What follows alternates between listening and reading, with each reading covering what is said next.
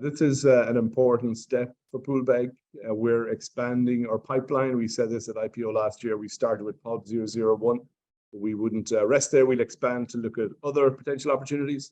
We've in-licensed POLB 002 from the University of Warwick, and now finalizing the licensing of POLB 003 from University College Dublin, and begin our work collaborating with Professor Siobhán McClean here.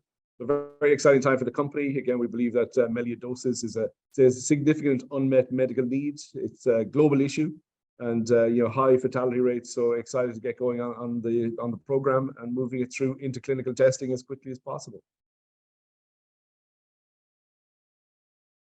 This is a particularly challenging bacterial pathogen. One of the issues with it is that we refer to as an intracellular pathogen. So it resides inside our human cells and can thrive and survive very well inside cells. So to get a vaccine to protect against an infection like that, you have to trigger two arms of the immune response. You have to get a good antibody response and a good, we call it T-cell response. So because you want to get very effective stimulation of two arms of the immune system, it's particularly challenging. Our vaccine happens to do that very well.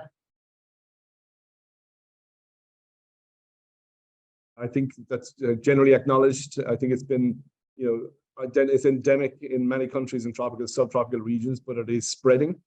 Just recent news that it's now considered to be endemic in the United States.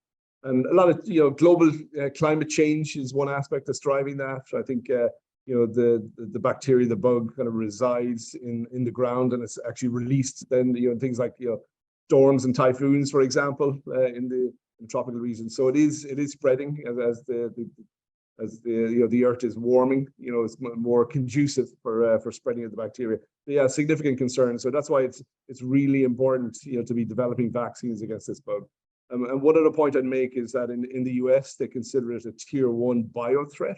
They're very keen again to develop vaccines and therapeutics against melioidosis.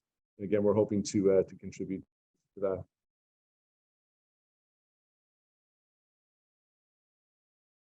In our lab, we have a technology platform that we use to identify vaccine antigens. We identify them based on the tight interaction that bacterial proteins have with human cells.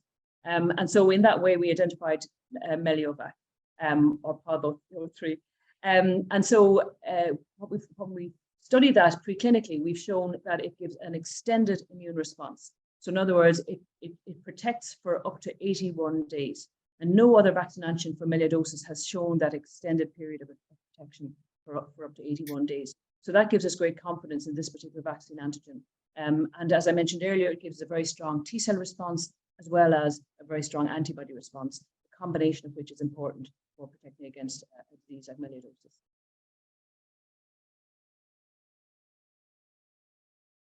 When we started talking with Siobhán initially about melioidosis, she shared some information on other bacterial programs she's working on for generating vaccines.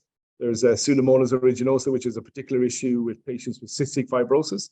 So we're keeping a close eye on that. There's a vaccine against E. coli 0157, which is or 0157, which again is a large unmet need. This is a diarrheal disease. So she's working through that. And then Klebsiella pneumoniae. So we're keeping a close eye on these. They're a little bit behind the Meliovac itself.